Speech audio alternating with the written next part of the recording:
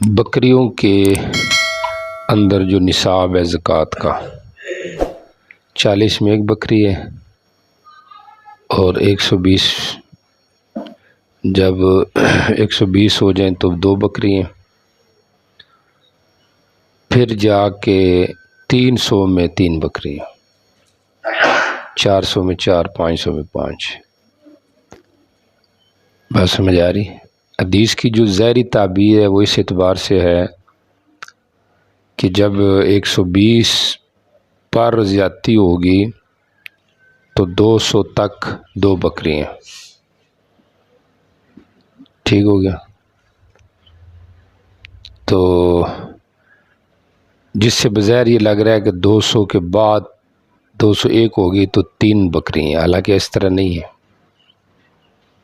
سمجھ آ رہی ہے؟ 120 کے بعد 200 تک 2 بکری ہیں، سمجھ آ رہی؟ اب اس کے بعد یہ جو 2 بکریاں ہوگی یہ صرف 200 تک نہیں ہوں گی، سمجھ آ رہی، بلکہ یہ 299 تک 2 بکری ہیں۔ ٹھیک ہو گیا؟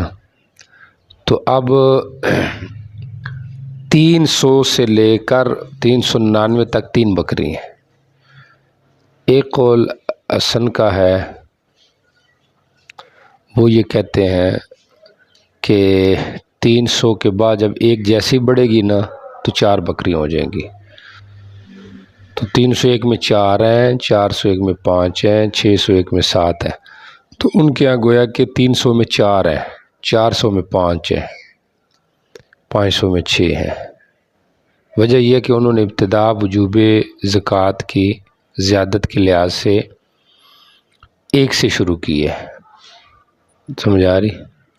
یعنی 201 سے انہوں نے 3 بنا دی ہیں، حالانکہ 300 تک 2 جاتی ہیں، سمجھ آ رہی؟ اس کے بعد جو ہے وہ زیادتی ہے، اور وہ بھی اختتام پہ زیادتی ہوگی، ابتدا پہ زیادتی نہیں ہے۔ ذرا ظاہری الفاظ دیکھیں حدیث کی کیا ہے۔ سائمہ غنم میں بکریوں میں جب کہ 40 ہوں تو ایک بکری 120 تک۔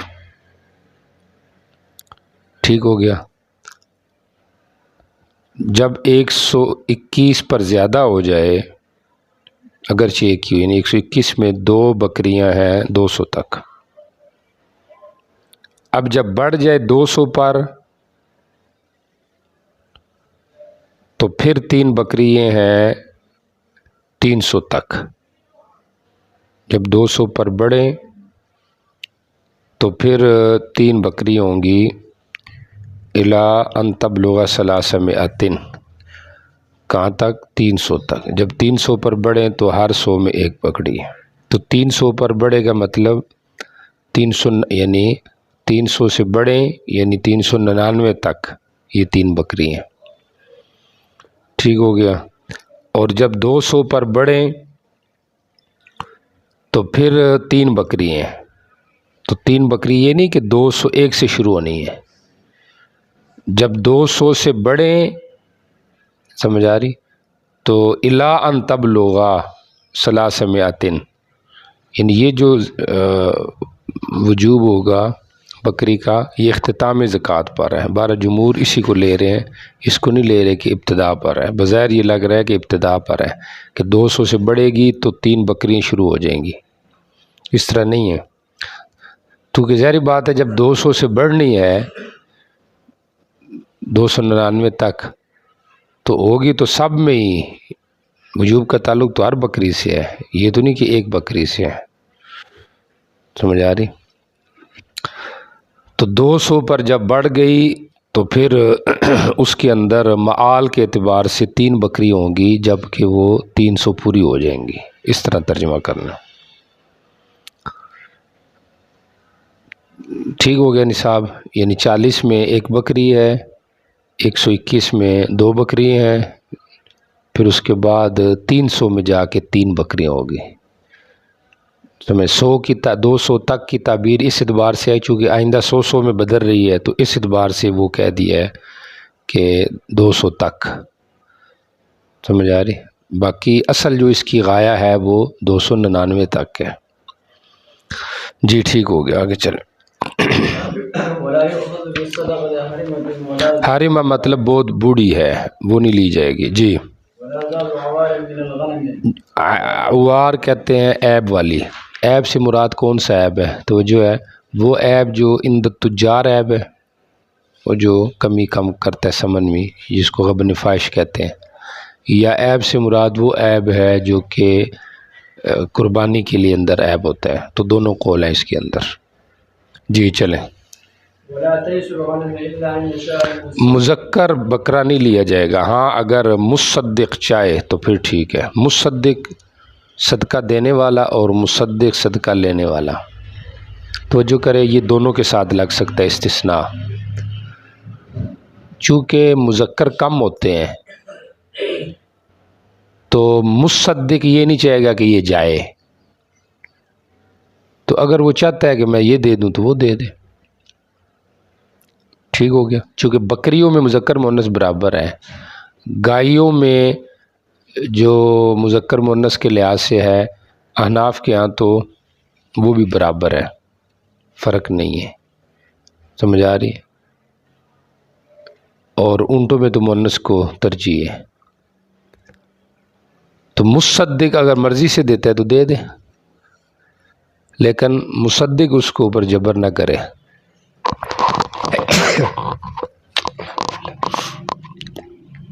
اور اگر یہ مصدق ہو زکوٰۃ لینے والا تو وہ چاہے گا، مطلب کیا ہے کہ اگر اس کا گوشت زیادہ ہے، فقراء کو اس میں نفع زیادہ ہے، سمجھ آ رہی، تو پھر وہ لے لیں، ورنہ یہ ہے کہ جبر اس کے اندر نہیں ہے کہ مذکر ہی لینا ہے جی۔ چلیں، تو بعض اوقات مذکر کا نفع زیادہ ہوتا ہے نا، مطلب اس کو گوشت زیادہ ہے، سمجھ آ رہی، یا یہ کہہ لیں گے وہ اوسط درجے کا ہے، باقی جو جانور ہے وہ اس میں اوسط درجے کے نہیں ہے جی۔ چلیں، ولا يجمع بين مفترق ولا يفرق بين مشتبه من خشية الصدقة وما كان من خليطين فإنهما يتراجعان بينهما بالسبيل۔ توجہ کرے، یہ بڑا اہم جملہ ہے، ہر کتاب میں آئے گا، ادھر آپ سمجھیں گے تو کافی ہو جائے گا، ہر کتاب میں سمجھنے کی ضرورت نہیں ہوگی، نہیں سمجھیں گے تو پھر ہر جگہ پریشانی بنے گی، امتحان میں بھی یہ چیز آ جاتی ہے۔ جمع المفترق اور تفریق المجتمع یہ نہیں کیا جائے گا، اس سمجھنے سے پہلے ایک تمہید سمجھیں، پھر یہ سمجھنا اور آسان ہو جائے گا۔ تمہید یہ ہے کہ خلطہ جو ہے اس کا اعتبار ہے کہ نہیں، زکوٰۃ میں اختلاط اس کا اعتبار ہے یا کہ نہیں ہے۔ احناف کے ہاں تو آسان ہے کہ زکوٰۃ کا تعلق ملک سے ہے، جس کی جتنی ملک ہے اس کے اوپر اتنی زکوٰۃ ہے، اختلاط اور خلطہ اس کا کوئی اعتبار نہیں ہے۔ جمہور اس کے قائل ہیں خلطہ کے، خلطہ پھر دو قسم پر ہے، خلطہ اختلاط کو کہتے ہیں باہم اشتراک، تو اشتراک دو قسم کا ہوتا ہے، سمجھ آ رہی، خلطہ جو ہے وہ دو قسم پر ہے، ایک ہے خلطہ جوار اور ایک ہے خلطہ شیوع۔ خلطہ جوار کا مطلب یہ ہوتا ہے کہ دو ہیں، ان کا باڑہ ایک ہے، سمجھ آ رہی، ہر ایک کا مطلب یہ ہے کہ ملک الگ الگ ہے لیکن باڑے کی وحدت ہے، مرا کی وحدت ہے، رائی کی وحدت ہے جو چرا رہا ہے، تو یہ خلطہ ہے، اختلاط ہے، اس کو خلطہ جوار کہتے ہیں۔ اور ایک ہے خلطۃ الشیوع، خلطہ شیوع مطلب دو بندے دونوں کی بکریاں 40 ہیں کٹھی مل کے، دو بندے دونوں کی 100 بکریاں 50 بکریاں کٹھی ہے، تو یہ خلطۃ الشیوع ہو گیا۔ تو احناف کے ہاں تو خلطے کا اعتبار نہیں ہے، لیکن جمہور کے ہاں خلطے کا باعتبار قطع کے، گلے کے یہ اعتبار ہے، اور اس کے اندر زکوٰۃ کو باقاعدہ دخل ہے، سمجھ آ رہی کہ نہیں آ رہی؟ پھر یہ جو اعتبار ہے یہ باعتبار کس کے ہے؟ وجوب زکوٰۃ کے ہے، سمجھ آ رہی ہے؟ وجوب زکوٰۃ کے ہے کہ اس سے جو ہے وہ زکوٰۃ لازم ہو جاتی ہے، مثال کے طور پہ اب ایک کی 20 بکریاں، ایک کی 20 بکریاں ہیں، 20 پہ تو زکوٰۃ نہیں ہے، لیکن اگر ان کو اکٹھا کریں تو 40 بنتی ہے، تو 40 میں ایک بکری ہے، سمجھ آ رہی؟ تو یہ گویا کہ یہ باعتبار وجوب زکوٰۃ کے خلطہ ہو گیا، سمجھ آ رہا کہ ان کو اگر ملائیں تو زکوٰۃ واجب ہوتی ہے، اور اگر نہ ملائیں تو زکوٰۃ واجب نہیں ہوتی، سمجھ آ رہی؟ تو یہ جو خلطہ ہے باعتبار وجوب زکوٰۃ کے، شوافی اور حنابلہ اس کے قائل ہیں، شوافی اور حنابلہ اس کے کیا ہیں؟ قائل ہیں، سمجھ آ رہی؟ مالکیہ کہتے ہیں کہ نہیں، وجوب خلطے کا اعتبار تو ہے لیکن باعتبار وجوب زکوٰۃ کے نہیں ہے، ہاں ادائے زکوٰۃ کے اعتبار سے ہے، ٹھیک ہو گیا؟ اب یہ جو صورت ہے آپ کی توجہ اس میں رکھنی ہے، 20 اس کی 20 اس کی ہیں، اب الگ الگ ملک ہے، خلطہ ہے، اختلاط ہے، ایک باڑے میں رہتی ہیں بکری ہیں، تو اب حناف کے ہاں تو نہیں ہے کیونکہ خلطے کا اعتبار ہی نہیں، مالکی کہتے ہیں خلطے کا اعتبار ہے لیکن نصاب ہر ایک کا الگ الگ پورا ہونا چاہیے، اور وہ نہیں ہے، لہذا اس اعتبار سے وہ کہتے ہیں کہ نہیں ہے، اور شوافی اور حنابلہ کہتے ہیں نہیں ہے، سمجھ آ رہی؟ باقی خلطے کا جو اعتبار ہے باعتبار کس کے؟ ادائے زکوٰۃ کے، سمجھ آ رہی؟ تو وہ اعتبار کرتے ہیں، سمجھ آ رہی؟ تو اس کا یہی مطلب ہے، اس کو سمجھے کس طرح باعتبار ادائے زکوٰۃ کے، فرض کرے کہ 40 ہے کہ 80 ہے، سمجھ آ رہی؟ تو اب 40 اور 80 ہیں تو کتنی بن گئی؟ 120، تو اس پہ بھی نصاب پورا ہے، اس پہ بھی نصاب پورا ہے، تو دونوں کو ملایا جائے تو اب اگر الگ الگ لی جائے تو ایک بکری ہے، ملا دی جائے تو پھر بھی ایک بکری ہے، کیونکہ 121 ہونی ہے تو 2 بکری ہے نا، ابھی تو 121 ہوئی نہیں، ابھی تو 100 کیا ہے؟ 20 ہے، تو اس کے اندر پھر مالکیہ کے اعتبار ہے، سمجھ آ رہی؟ یعنی ان کے یہاں یہ خلطہ ٹھیک ہے، لہذا ایک ہی بکری ہے، سمجھ آ رہی؟ اور احناف کے آپ کو پتہ ہے آرے کی اپنی ملک ہے، لہذا خلطے کا اعتبار ہی کوئی نہیں، یہاں پہ یہ ملائیں نہ ملائیں 2 ہی بکری ہیں، ٹھیک ہو گیا؟ تو میں نے تفریق کر دی ہے، واضح کر دیا مثال کو کہ خلطہ جو جوار ہے اس کا جمہور کا اعتبار ہے، گو کہ ان کا آپس میں قلیل اختلاف ہے، مالکیہ کے یہاں صرف یہ ہے کہ وجوب زکوٰۃ کے لیے ہر ایک کا صاحب نصاب ہونا ضروری ہے، تب خلطے کا اعتبار ہے، علی الاطلاق ہر جگہ پہ اعتبار نہیں ہے، سمجھ آ رہی؟ احناف کے ہاں تو زکوٰۃ کا تعلق ہے ملک سے ہے، خلطے کو اس میں کسی قسم کا دخل نہیں ہے، نہ ابتداً دخل ہے نہ معالاً دخل ہے۔ پھر ایک ہوتا ہے خلطہ شیوع، خلطہ شیوع کا مطلب یہ ہوتا ہے کٹھی ملک ہے، سمجھ آ رہی؟ تو اب اس کے اندر جمہور تو اس کا اعتبار کرتے ہیں، لیکن احناف کہتے ہیں کہ خلطہ شیوع کا اعتبار مل کے ہی ہے، وجوب زکوٰۃ کے اعتبار سے نہیں ہے، سمجھ آ رہی؟ کہ اس کی وجہ سے کچھ زکوٰۃ واجب، اس کے ساتھ اس کا کوئی تعلق نہیں، مثلا 40 بکریاں دونوں کی، سمجھ آ رہی؟ تو اب دونوں کی جب 40 بکریاں ہیں تو اب ہر ایک کی کتنی بکری ہو گئی؟ 20، تو احناف کے زکوٰۃ نہیں، ان کے یہاں چونکہ خلطۃ الشیوع کا اعتبار ہے لہٰذا ان کے یہاں زکوٰۃ ہوگی، بات سمجھ آ رہی؟ تو احناف کہتے ہیں اس کا تعلق ملک سے ہے، ہاں یہاں پہ جو اس خلطے کو اعتبار کرایا گیا ہے نا، وَمَا كَانَ مِنْ خَلِيطَيْنِ فَإِنَّهُمَا يَتَرَاجَعَانِ بِالسَّوِيَّةِ، احناف کہتے ہیں اس میں ایک صورت بیان کی گئی ہے تراجع کی، خلطۃ الشیوع کی صورت میں، مثال کے طور پہ ایک کی 40 بکری ہے، ایک کی 80 بکری ہے، سمجھ آ رہی؟ 81 بکری ہیں، سمجھ آ رہی؟ اب مالک آیا، سائی آیا، اس نے آ کے 2 بکریاں لے لیں، تو اب جو 2 بکریاں جو لے گیا ہے، تو اب ظاہری بات ہے ہر بکری میں 1 کے 2 حصے ہیں، کا 1 حصہ ہے، ایسے ہی ہے نا، اصلاً مل کے نا، تو ہر بکری میں 1 کے 2 حصے ہیں، 1 کا 1 حصہ ہے۔ تو جب وہ 2 بکریاں لے کے گیا ہے تو گویا کہ اگر 2 بکریوں کے 6 حصے کیے جائے تو 4 حصے 1 کے لے کے گیا، 2 حصے 1 کے لے کے گیا ہے،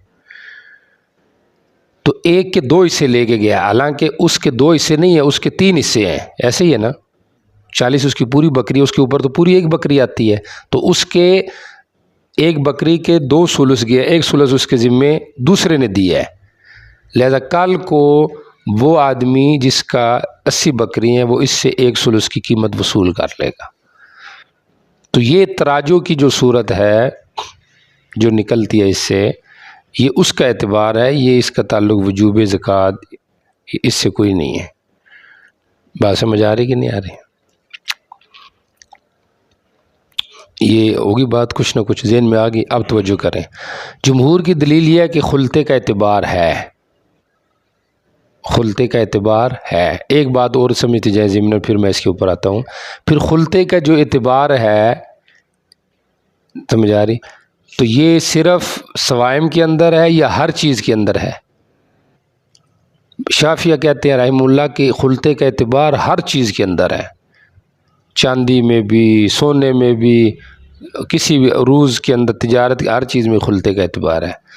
اور باقی جو حضرات ہیں حنابلہ اور مالکیہ وہ کہتے ہیں نہیں، چونکہ حدیث میں خلطے کا تعلق سوائم کے ساتھ ہے، لہٰذا اس میں اس کا اعتبار ہے، باقی چاندی وغیرہ میں اس کو کوئی اعتبار نہیں ہے۔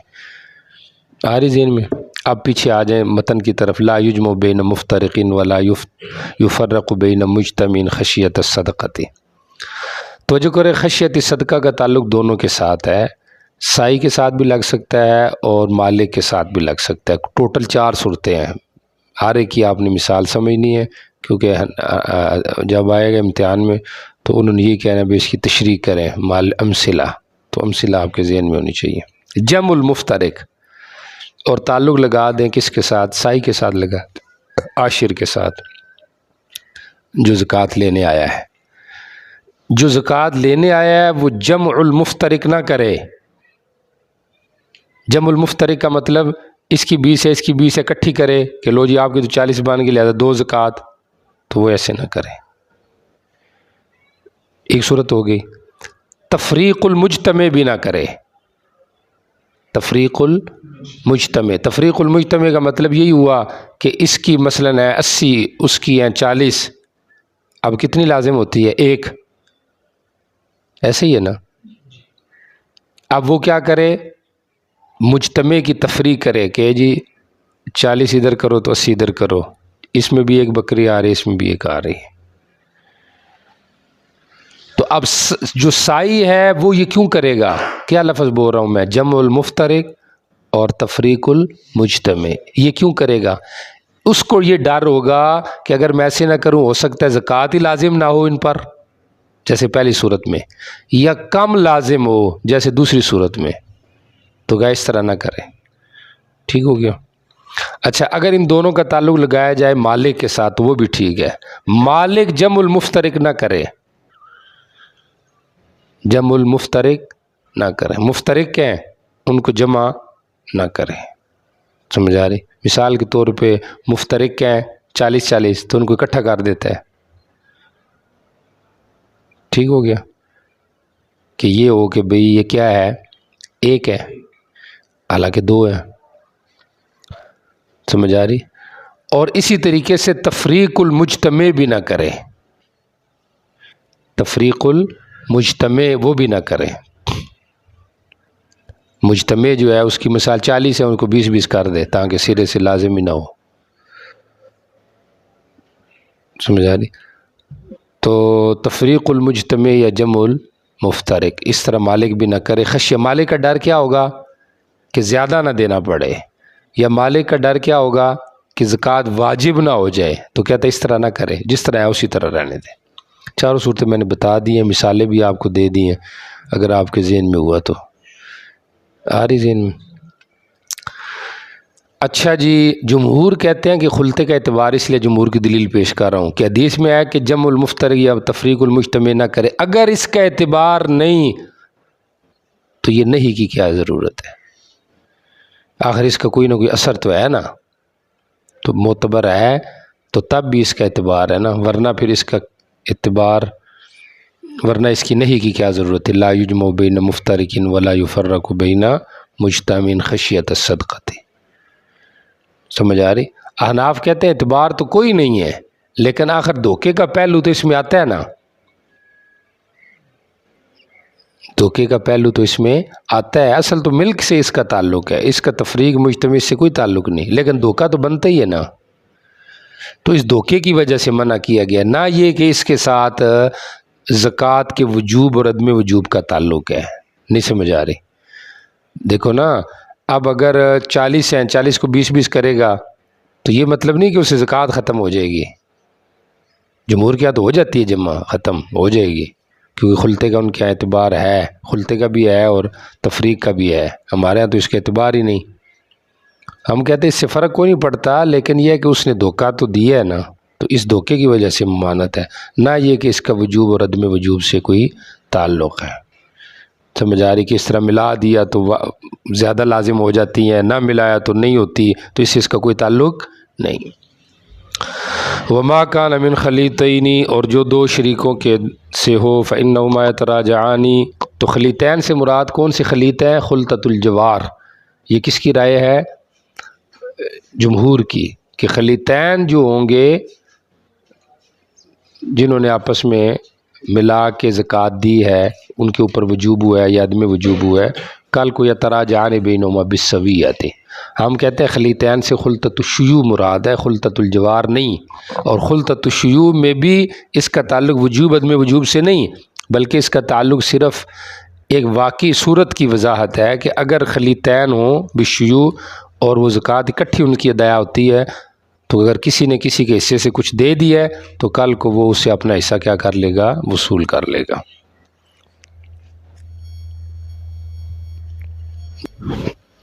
جی، یتراجعان بینہما بالسویۃ، تو خلطۃ الشیوع کا مراد ہے، اس کا تعلق وجوب عدم وجوب سے نہیں ہے. جی چلے جی.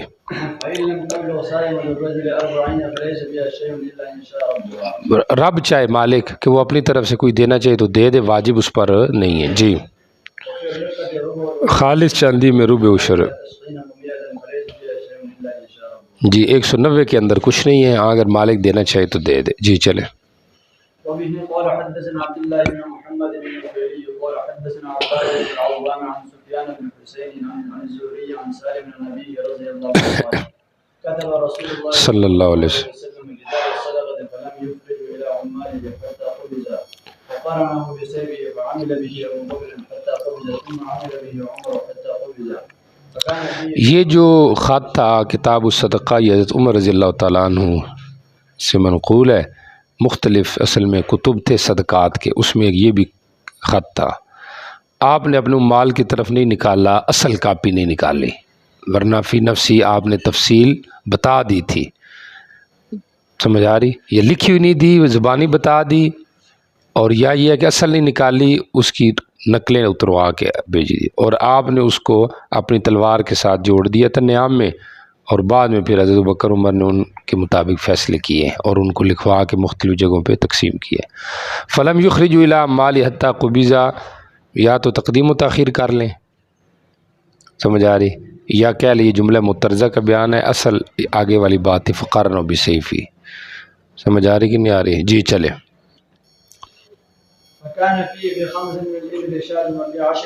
دو بکری، 3 بکری، 4 بکری.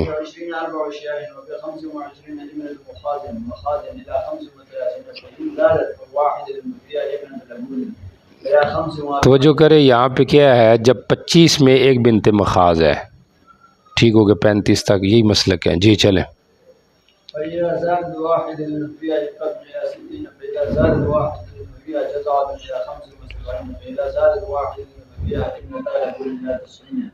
فإذا زادت واحدة فيها حنقتان إلى 20 و100 فإن كانت الإبل أكثر من ذلك فبكل 5 50 حقة وفي كل 40 ہر 50 میں ایک اکا اور ہر 40 میں ایک بنت لبون. یہ کل بات گزر چکی ہے، میں نے بتائی تھی بڑی تفصیل سے، اگر آپ جاگ رہے ہوں تو پھر ہے.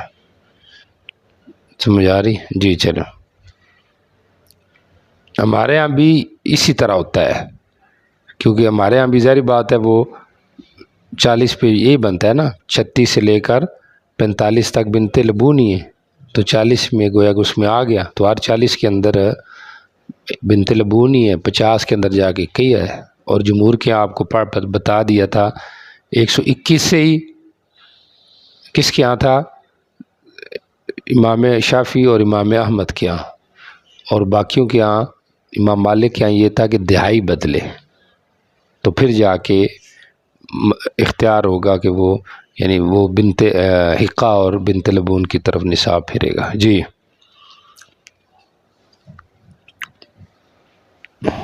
وفي الغنم في كل 40 شاة شاة إلى 20 و100 فإن زادت واحد فشاتان إلى 200 فإذا زادت عن 200 ففيها 3 شيء إلى 300 فإن كانت الغنم أكثر من ذلك ففي كل 100 شاة شاة وليس فيها شيء حتى تبلغ 100 ولا يفرق بين مجتمع ولا يجمع بين المتفرق مخافة الصدقة. وما كان من خليطين فإنهما يتراجعان بالسبيل ولا يؤخذ بالصدقة الحرم ولا ذات عين قال. وقال الزهري إذا جاء المصدق وقسمت الشاة وأسلاسا 3 حصوں میں تقسیم کر دیجئے بکریاں، ثلثا شرارا وثلثا خيارا وثلثا وسطا ایک درمیانہ، ایک عمدہ اور ایک گھٹیا شرارن.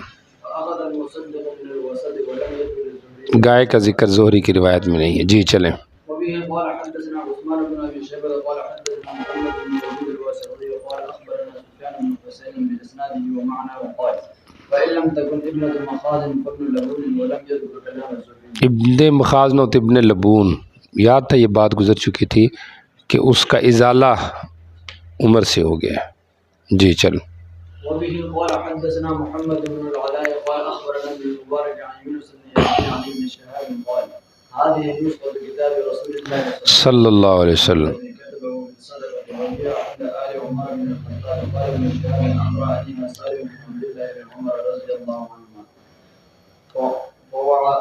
ووعيتها على سبحان اللہ. زہری کہتا ہے میں نے اس کو ویسے یاد کیا جس طریقے سے یاد کرنے کا حق تھا.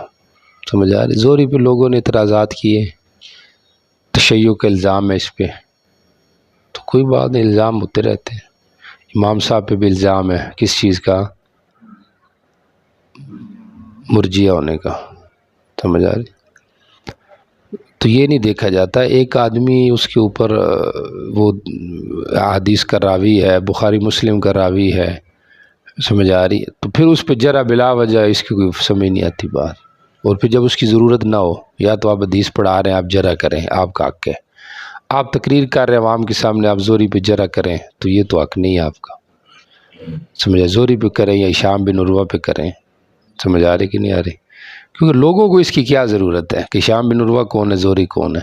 ان کے ذریعے سے تو اللہ نے دین ہم تک پہنچایا ہے. سمجھ آ رہی؟ بات یہ نہیں کہ راوی پہ جرا ہے یا نہیں، بات یہ ہے کہ جرا ہونے کے باوجود وہ مقبول ہے یا نہیں ہے. سمجھ آ رہی؟ کیونکہ نفس جرا تو مانے نہیں ہے حدیث. ایک آدمی کے اوپر جرا ہے، آپ کہتے لو جی وہ سائڈ پہ ہو گیا. سمجھ آ رہی؟ جرا مبہم ہے، مفصل ہے، پھر اس میں تعدیل ہے نہیں ہے، پھر اس کی روایت کو محدثین نے قبول مانا ہے نہیں مانا، اس کی کیا حیثیت ہے، سب کچھ دیکھنا ہے. جی چلیں. تو چونکہ آج کل دروازہ کھل رہا ہے نا انکار حدیث کا، لوگ اس طرف جا رہے ہیں اور بڑی کثیر تعداد میں لوگ جا رہے ہیں. سمجھ آ رہی؟ تو اس لحاظ سے ان چیزوں کی رعایت ضروری ہے. جی.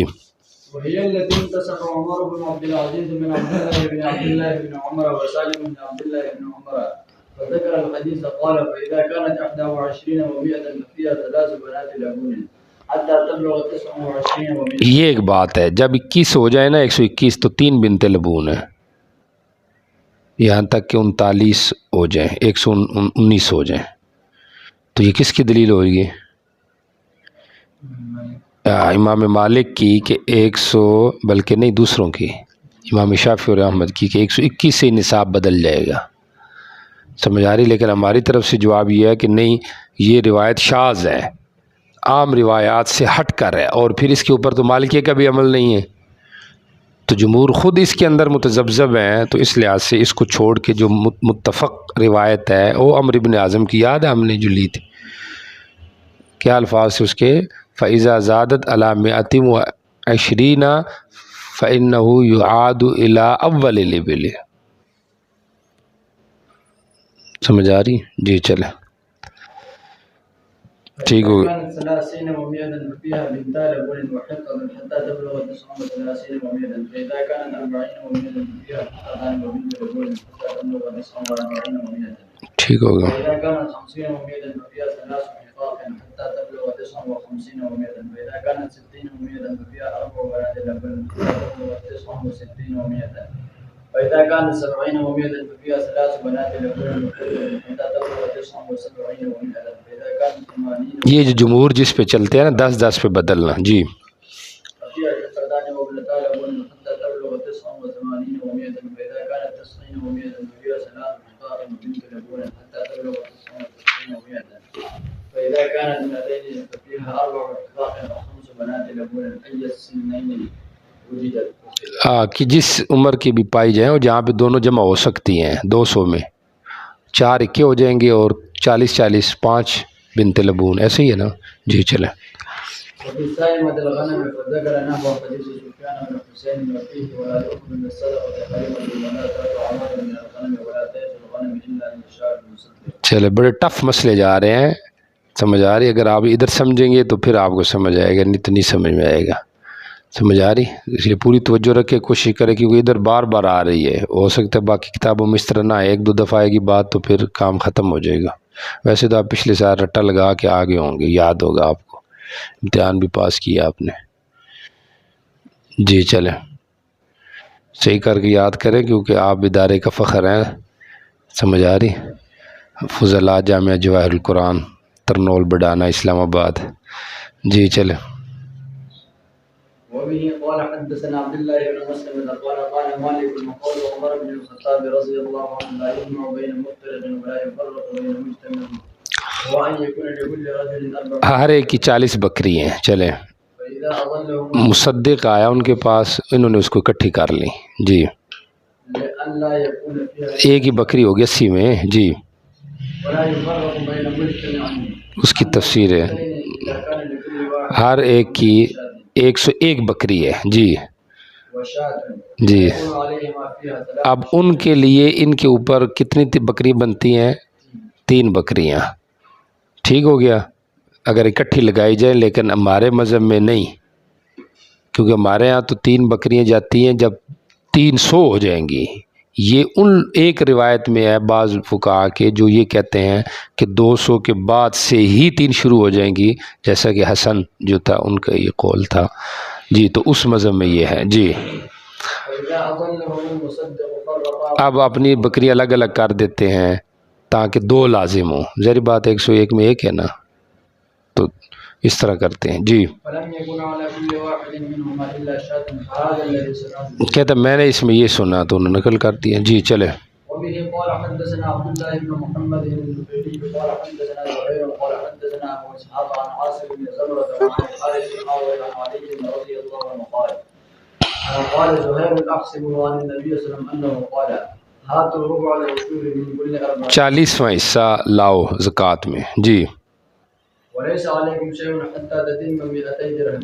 ہر 40 میں 1 درہم ہے 200 تک. جی چلیں. فإذا كانت 200 درهم فيها 5 دراهم وما زاد فعلى حساب. توجہ کریں ادھر، توجہ کریں. 200 پورا ہو جائے اب زکوٰۃ ہے، اور ہونا کس طرح ہے کہ ہر 40 میں 1 درہم ہے، تب جا کے ہونی ہے، کیونکہ 200 ہو جائیں گے تو 5 درہم ہے، لیکن 2 درہم سے پہلے کچھ نہیں ہے. لیکن اگر 200 درہم سے اوپر ہو جاتی ہے تو پھر اس کے حساب سے دینا ہے. یہ ایک اختلافی مسئلہ ہے. سمجھ آ رہی؟ جان سوائے میں جو وقص کا مسئلہ ہے وہ تو آپ نے پڑھ لیا ہے کہ عف میں کچھ نہیں ہے، ایسے ہی ہے نا سب جگہ میں. دراہم میں جو عف کی صورت بنتی ہے، مثال کے طور پہ اب 200 کے بعد جب 40 بڑھیں تو 240 ہو جائیں پھر تو ہو جائے گی کتنے درہم؟ 6 ہو جائیں گے. لیکن اگر 230 ہیں 201 ہے تو اب کیا مسئلہ ہے؟ تو جمہور کہتے ہیں کہ پھر بھی اس کے اوپر زکوٰۃ ہے، کیونکہ حضرت علی کی جو روایت ہے جو زیادہ ہو جائے تو اس کے حساب سے دینا، یعنی 201 میں درہم کا 1 درہم کا 40واں حصہ، ٹھیک ہو گیا. تو اس طریقے سے 2 درہم بڑھ جائیں تو پھر کیا کہتے ہیں اس کو 2 حصے دینے ہیں، 40واں بھی دینا ہے 39واں بھی دینا ہے. سمجھ آ رہی؟ تو اس طریقے سے مطلب یہ ہے کہ حساب اوپر اس کے حساب سے دینا ہے، یعنی ہر درہم کا 40واں حصہ دینا ہے. تو یہاں تک کہ ایک یعنی 240 میں پورا درہم ہو جائے گا. 201 درہم میں 5 درہم اور 1 درہم کا 40واں حصہ، پھر 39واں، پھر 38واں، 37واں. سمجھ آ رہی؟ یعنی اس طریقے سے وہ 1 درہم کے 1 حصہ، 2 حصہ، 3 حصے بڑھتے جائیں گے یہاں تک کہ 40 تک پورا درہم ہو جائے گا. ٹھیک ہو گیا. امام صاحب کہتے ہیں نہیں رحمہ اللہ، وہ کہتے ہیں کہ وقص ادھر بھی عفو ہے، وقص میں عفو بھی ہے. ٹھیک ہو گیا. ایک تو امام صاحب کا قیاس ہے، سمجھ آ رہی، جو باقی سوائیں وغیرہ پر وہاں پہ بھی عفو ہی ہے، وہاں پہ لازم کوئی نہیں ہے زیادتی پر. سمجھ آ رہی. اور دوسرا یہ جو شروع کے اندر آیا وہ من کل 40 درہمن درہمن، ہر 40 میں 1 درہم ہے، تو اسی سے دلال کرتے ہیں. باقی فی نفس یہ جو روایت ہے اس کے اوپر امام صاحب کی طرف سے یہ ہے کہ یہ ضعیف ہے، چونکہ اس کے اندر 2 راوی ہیں، ایک عاصم اور ایک حارث، یہ ضعیف ہے. تو لہذا یہ روایت ہی ضعیف ہے جس کے اندر یہ آ گیا ہے کہ اوپر بڑھے تو اس کے حساب سے دینی ہے. تو یا تو یہ کیا جائے اوپر بڑھے گا مطلب 40 درہم بڑھے، اور اگر نصاب جب درہم کا ہو تو پھر کتنے بڑھیں؟ 4 بڑھے، چونکہ ہر 4 درہم بڑھنے سے جو ہے نا وہ نصاب بدلتا ہے دراہم کے اندر. سمجھ آ رہی؟ جی ٹھیک ہو گیا. یہ سمجھ آ گئی بات، یہ ایک ضمن اختلافی مسئلہ تھا. جی چلیں. وفي الغنم في كل 40 شاة شاة فإن لم يكن إلا 39 فليس عليه شيء وساق صدقة الغنم مثل الزهري. جی چلیں. وقال وفي البقر في كل 30 تبيع وال40 مسنة. جی گائے میں 38 میں طبیعہ اور 40 میں مسنہ ہے. جی طبیعہ جو دوسرے سال میں، مسنہ جو تیسرے میں ہو. جی چلیں. وليس على العوامل شيء. کام کرنے والے جو جانور ہیں کھیتی میں. جی.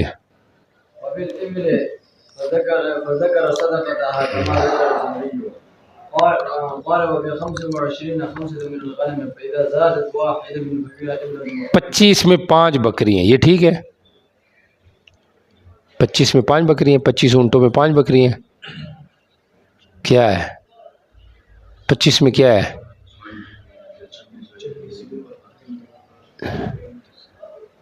ہمارے ہاں 25 میں ایک بنت مخاض ہے.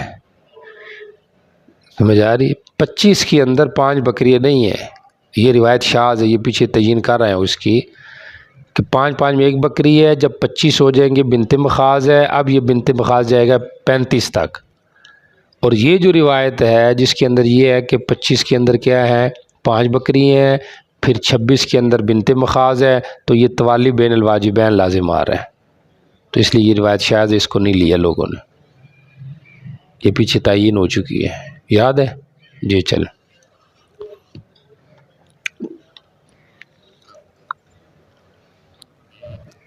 جی چلیں. جی. فَإِذَا زَادَتْ وَاحِدَةً فَفِيهَا ابْنَةُ مَخَازٍ. جی. فإن لم تكن ابنة مخاض قبل لبون ذكر إلى 50 ذکر مذکر. جی. ذكر إلى 35 إلى 35 فإذا زادت واحد فيها بنت لبون إلى 45 فإذا زادت واحد فيها هقة من طريق الجمل إلى 60. ٹھیک ہو گیا. ثم ساق مثل حديث الزهري قال فإذا زادت واحد يعني 91 ففيها هقتان طريقة الجمل إلى 20 و100 فإن كانت الإبل أكثر من ذلك فلكل 50 هقة. ولا يفرق بين مجتمع ولا يجمع بين مفترق خشية الصدقة. ولا يؤخذ بالصدقة هرمة ولا ذات عوار ولا تيس إلا أن يشاء المصدق. وفي النبات ما سقطه الأنهار أو سقط السماء العشر وما سقي بالغرب ففيه نصف العشر. وفي حديث عاصم والحارث الصدقة بكل عام. قال زهير الأحسن وقال مرة وفي حديث عاصم إذا لم يكن في كل إبل مخرج ولا إبل بول فعشر دراهم وشهدان. 10 درہم یہ 2 بکری ہیں. پیچھے غالباً 20 درہم کا ذکر تھا. 20 درہم اور 2 بکری ایسے ہی ہے نا.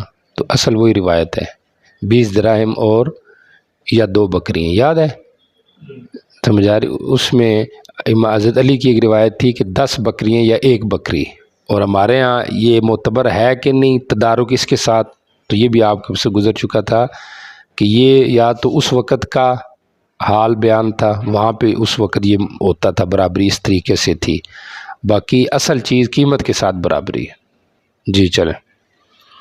وبه قال حدثنا سليمان بن داود المهري قال أخبرنا ابن وهب قال أخبرني جرير بن حازم وسمى آخر عن أبي إسحاق عن عاصم بن عمرة والحارث الأعور عن علي رضي الله عنه عن النبي صلى الله عليه وسلم ببعض أول الحديث قال فإذا كان لكم 200 درهم وحال عليه الحول ففيها 5 دراهم حتى يكون لك 20 دینار ہو جائے. 20 دینار وحال عليه الحول ففيها نصف دينار فما زال فبيسال ذلك. قال فلا ادري علي يقول فبيسال ذلك او رفع. یہ بھی اس میں احناف کی طرف سے جواب امام صاحب کی طرف سے کہ یہ روایت مرفوع ہے یا موقوف ہے، اس میں بھی شک ہے. یہی کہہ رہے ہیں نا راوی. جی چلیں.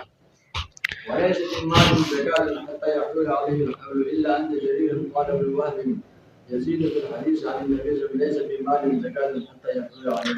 توجہ کرے، سال گزر جائے تو پھر زکوٰۃ ہے، ورنہ زکوٰۃ نہیں. ٹھیک ہو گیا. اچھا اگلی روایت بھی پڑھ لیں پھر اس کے اوپر بات کرتا ہوں. چلے ادھر ہی کر لیتے. توجہ کریں، مال مستفاد پر سال گزرنا، یہ مسئلہ آپ نے پیچھے پڑھا ہوا ہے، ہدایہ میں بھی گزر چکا ہے، دوبارہ سمجھے اس کو.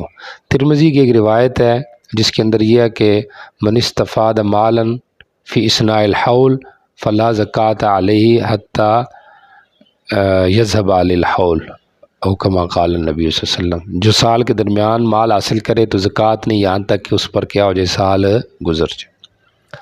اب کیا زکوٰۃ کی ہر چیز پہ سال گزرنا ضروری ہے؟ سمجھ آ رہی؟ تو اس میں سمجھے کیا حکم ہے. تو مال مستفاد کی اصل 3 صورتیں ہیں، یا تو من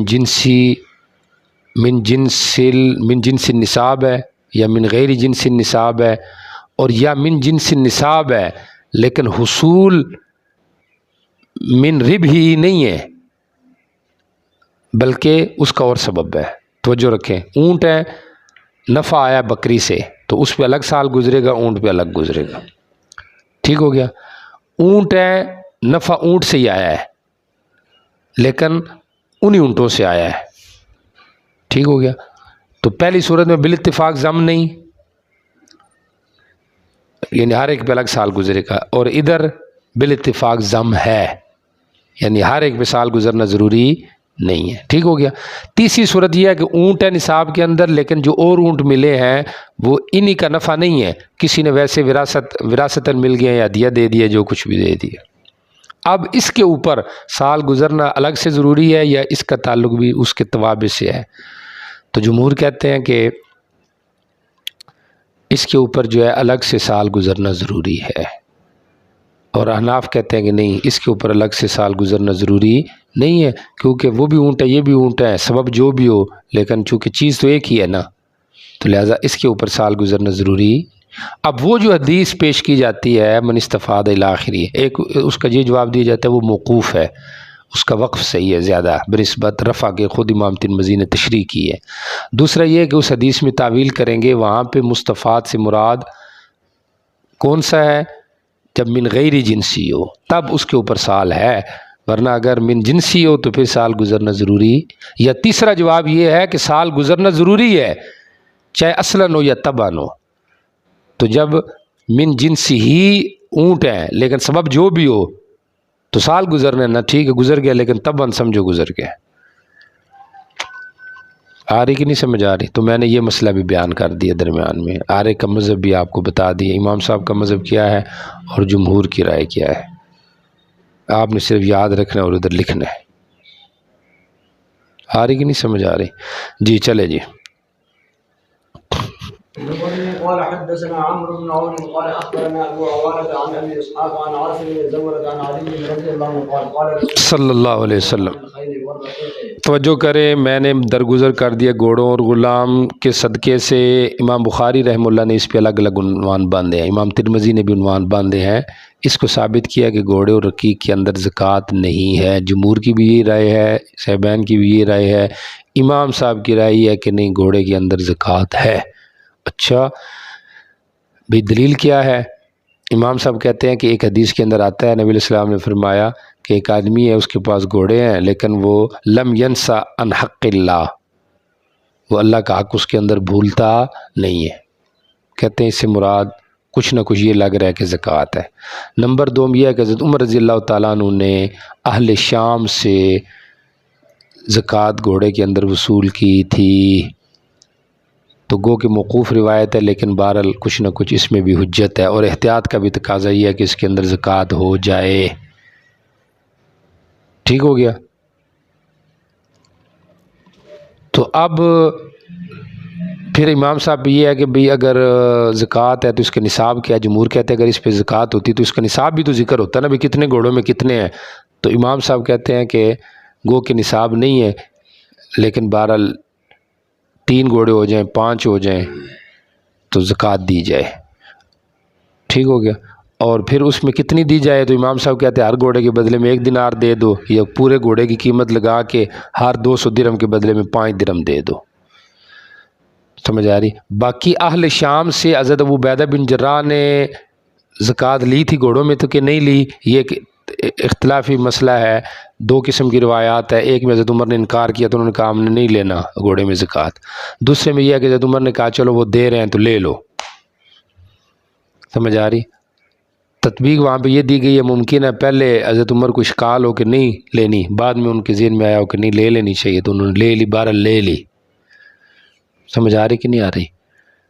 تو اس لحاظ سے حسن کے درجے کی یہ روایت موقوف ہے، لہذا گھوڑے کے اندر زکوٰۃ ہے. بات سمجھ آ رہی کہ نہیں آ رہی؟ بارہ جمہور کا یہ قول نہیں ہے، اور باعتبار دلائل دیکھا جائے تو ظاہری بات ہے مرفوع روایات کو ترجیح ہے. عفوت عن الخیل واضح موجود ہے. اچھا جی، والرقیق اور غلام کے اندر بھی زکوٰۃ نہیں ہے. باقی غلام میں زکوٰۃ ہے کہ نہیں تو ظاہری بات ہے آپ نے پڑھ لی. ظاہریہ کا مذہب یہ ہے کہ مال تجارت میں سرے سی زکوٰۃ نہیں ہے، اور جمہور کا مذہب یہ ہے کہ اگر یہ چیزیں مال تجارت میں ہیں تو پھر مال تجارت کی جو زکوٰۃ ہے وہ آپ کو بتا دیا باعتبار اعتبار قیمت کے ان کے اوپر کیا ہے، زکوٰۃ ہے. جی چلے جی. چاندی کا زکوٰۃ. قال ابو داود رواه هذا الحديث عن عمرو عن ابي اسحاق كما قال ابو عوانة ورواه شيبان ابو معاويه وابراهيم بن طهمان عن ابي اسحاق عن الحارث عن علي رضي الله عنه مثله. ورواه حديث النفيلي شعبة وسفيان وغيرهما عن ابي اسحاق عن عاصم بن علي لم يرفعوه اوقفوه علی علم. توجہ کرے، اصل میں یہ روایت اس کا مدار آمش پر ہے. سمجھ آ رہی؟ آمش کے متعدد شاگرد ہیں. سمجھ آ رہی؟ کوئی اس کو رفع نقل کر رہا ہے، کوئی وقفا نقل کر رہا ہے، کوئی درمیان میں واسطہ نقل کر رہا ہے، کیا کہتے ہیں اس کو، ابو اسحاق کا غالباً. سمجھ آ رہی؟ اور کوئی نہیں نقل کر رہا تو مصنف نے اس کی طرف جو ہے نا اشارہ کیا ہے. تو جو ہے دیکھ لے، آمش کو بھی اس حدیث کو نقل کیا آمش نے ابو اسحاق سے، جس طرح ابو وانا نے نقل کیا ہے. شیبان، ابو معاویہ، یہ سب ابو اسحاق سے نقل کر رہے ہیں. سمجھ آ رہی؟ ان ابی اسحاق عن الحارث عن علی النبی، یعنی مرفوع نقل کر رہے ہیں. اور نفیلی، شعبہ اور سفیان نے ان ابی اسحاق ان عاصم ان علی نقل کیا ہے. انہوں نے اس کو مرفوع نقل نہیں کیا بلکہ اوقف علی علی. تو ایک تو یہ ہو گیا کہ کوئی وقفہ نقل کر رہا ہے، کوئی رفعن کر رہا ہے. اور دوسرا اس میں ایک واسطے کی بھی ذکر ہے، چونکہ پیچھے روایت گزری تھی ابو اسحاق نقل کر رہا ہے کدھر گیا ہے، عاصم سے. ٹھیک ہو گیا. اور ایک اور ادھر ہے، اس سے پہلی روایت میں ہے شاید کدھر گیا، ابو اسحاق ان عاصم ہے، اور کدھر گیا جی، ٹھیک ہو گیا، ابو اسحاق ان عاصم ان علی ہے، اور ان عاصم کے بعد شاید واسطہ ہے، کدھر گیا ہے، کدھر گیا جی، ان ابی اسحاق ان الحارث ان علی، ایک تو وہ عاصم یا حارث کا فرق ہو گیا نا، ایک ادھر، اور اچھا جی کدھر گیا جی، ابو حاسم ان عاصم، یہ ہو گیا، ادھر ان ابی وائل کا بھی ذکر ہے، اب میرے پاس تو وہ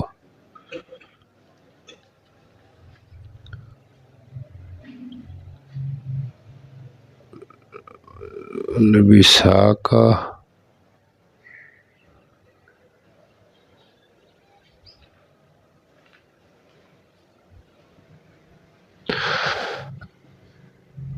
اچھا جی اچھا جی اچھا جی، ابو اسحاق ان عاصم ون العارث ان علی، ابو کدھر ہے نیچے والے حدیث میں، اچھا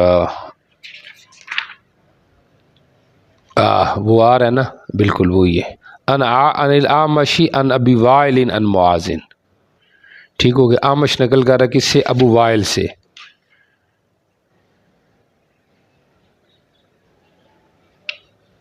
اور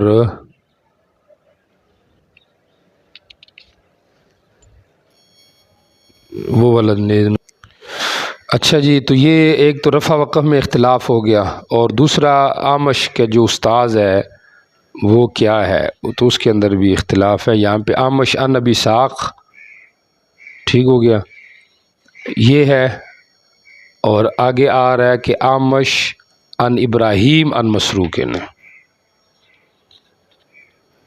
تو اعمش ان ابی اسحاق ان مسروق ہے، یا اعمش ان ابراہیم ان مسروق ہے، سمجھ آ رہی، تو یہ اس کے اندر گویا کہ اختلاف ہے کہ اس کے استاذوں کے اندر بھی کہ کون سے استاذ ہیں، جی چلیں۔ وبه قال حدثنا موسى بن اسماعيل قال حدثنا حماد قال اخبرنا عباس بن حكيم، وبه قال حدثنا محمد بن العلاء قال اخبرنا ابو اسامه عن عباس بن حكيم عن ابي عن جده ان رسول الله صلی اللہ علیہ وسلم في كل سائمة ابل في 40 بنت لبون لا يفرق ابل عن اپنے حساب سے ان کو الگ نہیں کیا جائے گا، جی، من اعطاها مخرجا، اجر سمجھ کے جو آدمی دے گا، ثواب سمجھ کے، جی۔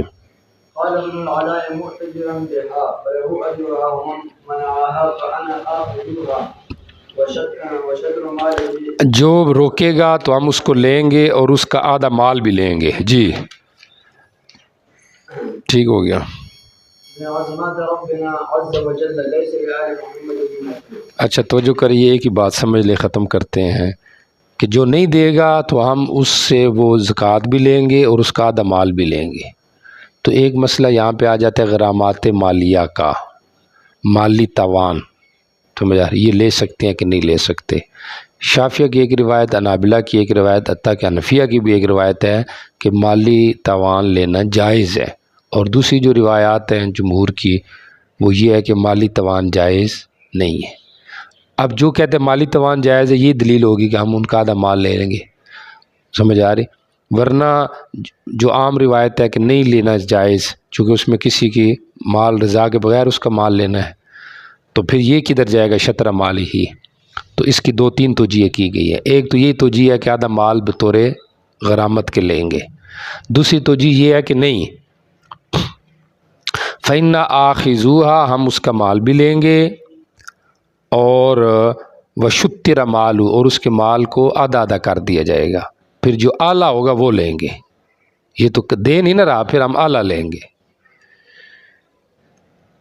سمجھ آ رہی، تو یہ بھی کیا گیا ہے۔ اور تیسرا اس کی توجیہ یہ کی گئی ہے کہ ہم اس کو مال، اس کی زکوٰۃ بھی لیں گے سمیت اس کے آدھے مال کے، یعنی اگر وہ زکوٰۃ آدھے مال تک بھی پہنچ گئی، فرض کر اس کی زکوٰۃ دی نہیں 5 سالوں کی، 5 سال کے بعد جب حساب کیا گیا تو اس کا آدھا مال آ رہا ہے زکوٰۃ میں، تو ہم وہ بھی لیں گے، ہم یہ نہیں پرواہ کریں گے لو جی اب 40 بکریاں تو 20 لیں گے تو پیچھے 20 رہیں گے، اس ہم اس سے نہیں پرواہ کریں گے، تو چونکہ احتمالات مختلف ہیں اس لیے مالی توان پہ اس سے استدلال ٹھیک نہیں۔ سمجھ آ رہی؟ ورنہ ایک قول احناف کا بھی